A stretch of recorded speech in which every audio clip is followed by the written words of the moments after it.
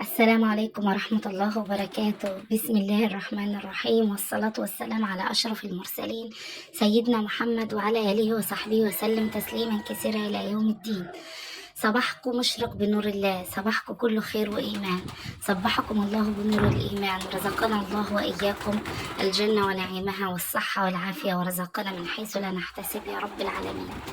أهلا وسهلا بكم أصدقائي وأحبابي ومتابعيني في فيديو جديد على قناة أم أحمد. إن شاء الله ينال إعجابكم. فيديو النهاردة بإذن الله هيكون روتين عند الحمام زي ما طلبتوا مني كده. عايزين نشوف الحمام بتاعك يا أم أحمد. أنا عندي يا جماعة هنا 12 جوز حمام يعني، وبدأت إن شاء الله أكبرهم، هعملهم 13 وأكتر من كده، لأن أنا المكان عندي كبير ما شاء الله ويشيل كتير. النهارده بقالي اسبوع ما نضفتش عندي الحمام عشان اعمل لكم الروتين ده.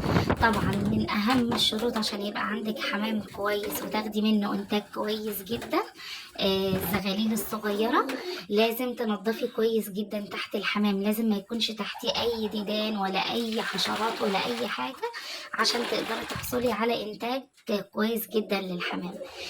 تاني حاجة، واحنا بنغسل المواعين اللي بنحط فيها المية او اي حاجة بنحط فيها المية، لازم نغسلها كويس جدا وننضفها. زي ما انتم شايفين انا بشيل اي حاجة تكون في قعر الجيركن اللي انا حاطة فيه او الحاجات اللي انتي حاطة فيها. في ناس بتجيب زقايات، بس انا الزقايات ما نفعتش عندي والله. انتوا هتلاحظوا دلوقتي ان انا عندي زقايات اهي مركونة على جنب وفي كل مكان، بس مش عارفة ليه مع الحمام بتاعي ما نفعش الزقايات، فانا ارتحت مع الجراكن دي احسن. هنا بقى هبدأ في تنظيف الأرض تحتهم. زي ما انتم شايفين أنا مش مخلياه متراكم تحتهم كتير، يعني أسبوع 10 أيام كده وبنضف تحتهم. كمان في الصيف لو تنضفي على طول يبقى أفضل، عشان في الصيف طبعا الديدان والحشرات بتبقى بكميات أكبر في الحرارة اللي بتبقى موجودة.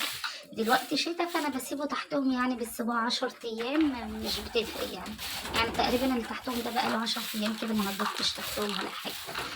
بدأت كده أنضف في الأرض تحتهم. هتقولي لي طب والمكان اللي بيبيضوا فيه يعني مش بتنضفيه؟ لا بنضفه، بس كل فترة كبيرة. أنا كنت منضفاه من حوالي شهر وأكتر. طب ليه بتقعدي الفترة دي كلها؟ لأن هو الحمام عايز حاجة تحتيه تدفيه، تدفي الزغاليل وتدفي البيض اللي هو بيبيضه.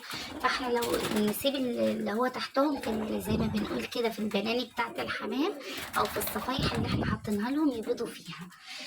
انا عندي مشكله هنا مع الحمام بتاعي، يا رب اللي يعرفها يقول لي. مش عارفه ليه مع اني بدخل له على طول، المفروض ان هم واخدين عليا وكده، بمجرد ما بيشوفوني دخلت عندهم العشه بتاعتهم دي بيفروا كلهم لفوق، مستحيل يقفوا. مش عارفه ليه، يعني من الحته دي مضايقاني قوي. بمجرد ما بدخل حتى سامعين صوتهم في الفيديو يطيروا لفوق في الحته اللي السقف اللي فوق ده.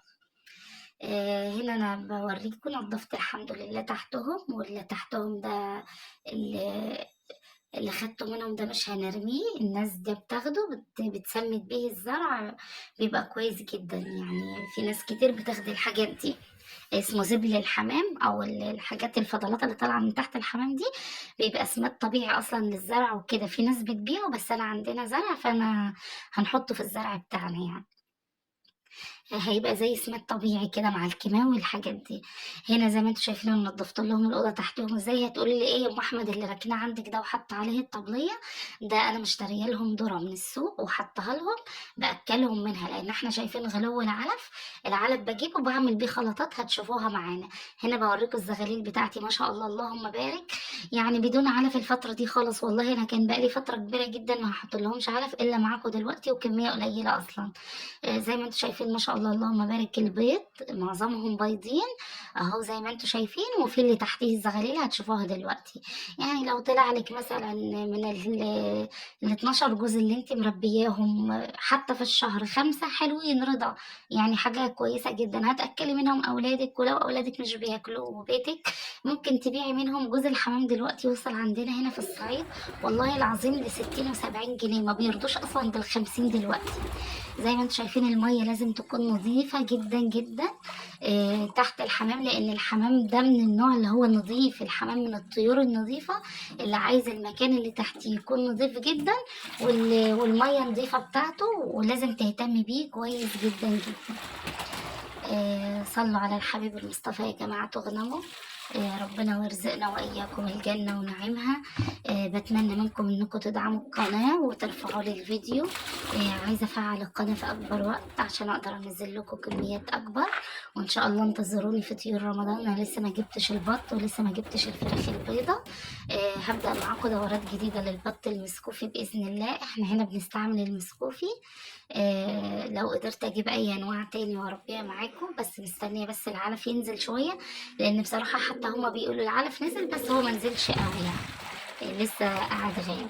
هنا غيرت لهم الميه كلهم ونضفت الجراكن دي بتاعتهم كويس جدا. وهبدأ هنا بقى معاكم ان شاء الله نشوف هنحط لهم ايه. يعني انا عماله اقول لكم بلاش علف، العلف غالي مش عارفه ايه. طب هيبيضوا ازاي يا ام احمد؟ ده الحمام عايز علف بياض كتير. والله انت اهتمي بيه وبالخلطات بتاعته، هتلاقي انتاج. انا ايام بدق لهم عيش، بنشف العيش كده وبدقه لهم واحطه لهم. ايام زي ما انتم شايفين كده حبه ذره على مثلا شويه شامي مدشوش، هتشوفوهم دلوقتي اهو. نص كيلو شامي مدشوش، نص كيلو علف بياض. بياكلوا فيه يومين الكمية دي، على حسب طبعا الكمية الموجودة عندك، وعلى حسب لو انت مثلا عاملة منهم مشروع. لان انت لما هتبيعي الزغاليل هتشتري فمش هيفرق معاكي، لكن لو انت جايباهم زي حالتي كده وبتربيهم لبيتك، فانت يعني يا دوب هتأكليهم المتوفر عندك بس. فيوم زي ما قلت لكم كده الخلطات دي اللي بنحطها لهم. يوم ذرة بس. تشوفوا تاني يوم برضو انا مصوره لكم، بس كان عندي ذرة بس. يوم بدق لهم العيش كده وبرش لهم عليه شويه ميه، وممكن وهو ناشف زي ما هو عادي خالص تحطيه لطيرك، بيبقى ممتاز العيش برضو والله. بحطه لهم كده مره او مرتين في الاسبوع كويس مش وحش، مع الذرة اللي انا شاريها لهم. مع كل فتره كده شويه علف. اي نعم فعلا هو اكتر في وقت بيبقى الانتاج كبير لما بتحطي العلف البياض، بس العلف غالي يعني، فلازم نمشي كده ما نقفش على حاجه.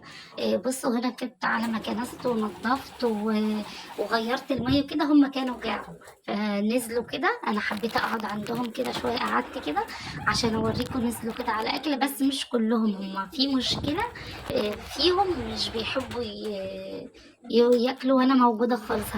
هصورهم لكم كلهم وهم فوق. بصوا الحمام بتاعي ده بقاله عندي حوالي 10 سنين. عايزين تعرفوا نوعه ايه؟ هو مش كله بلدي، انتوا شايفين في نوع كده اللي هي الابيض دي ريشها منفوش. دي كمان كانت ليها حمامة متجوزة حمامة تانية يعني بس ماتت.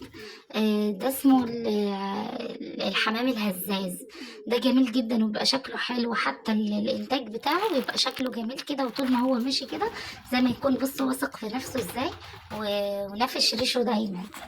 ده نوع حلو جدا، بس للأسف النتاية ماتت. ده الذكر والنتاية ماتت، فانا خليته يعني مخليه بحيث ان هو يتجوز. هعمل له فردة تانية كده وحمامة تاني ويتجوزها ان شاء الله، فردة حمام بإذن الله. هنا تاني يوم بوريكم كده كان عندي ذرة بس حطيتها لهم، والدنيا هتمشي ان شاء الله. اهتموا يا جماعة بالطيور بتاعتكم. في الفيديو اللي جاي هوريكم الفلفل الاسود اللي بيحطوه انتوا عارفين الفلفل الاسود ده اللي بنستخدمه في الاكل، بيحطوا له الحمام وبيبقى كويس برضو انتاج الحمام برضو. هوريكم الفيديو اللي جاي ان شاء الله. وباذن الله الروتين يكون عجبكم والفيديوهات تعجبكم. ما تنسوش رفع القناه بالفيديوهات ولايكات كتير ان شاء الله، وباذن الله نكبر بيكم مكملين مع بعض ان شاء الله. بتمنى منكم مشاهده الفيديو للنهايه، والصلاه على الحبيب صلى الله عليه وسلم. بالصلاه على الحبيب كل حاجه بتاعتنا ربنا هيبارك فيها ان شاء الله. بصوا نزلوا كده وكلوا، بس مش كلهم برضو، معظمهم لسه برضو واقف على الحيط فوق. زي ما قلت لكم كان عندي نوع بلدي ونوع هزاز، والراجل اللي اشترينا منه من الفترة الكبيرة دي قال ان فيهم نوع اسمه نوع حمام حرامي. انا مش عارفة الكلام ده صح ولا لا، اللي يعرف يا ريت يكتب لي في التعليقات، واللي وصل بالفيديو لحد هنا. مش عارفة ايه الحمام الحرامي ده. بيقول ده لو طلقتوه وسبتوه في مكان مفتوح بيلملكوا الحمام اللي حواليكوا كله ويجيبوا. بس انا بصراحة مقفلة عليهم المكان جدا، لان الفيران كانت مضطهداني هي والقطط في فترة، فانا مقفلة عليهم بسلك من كل ناحية. يعني السقف وكله محوط بسلك، هما مش بيطلعوا خالص. يا رب الفيديو يكون نال اعجابكم. والسلام عليكم ورحمة الله وبركاته.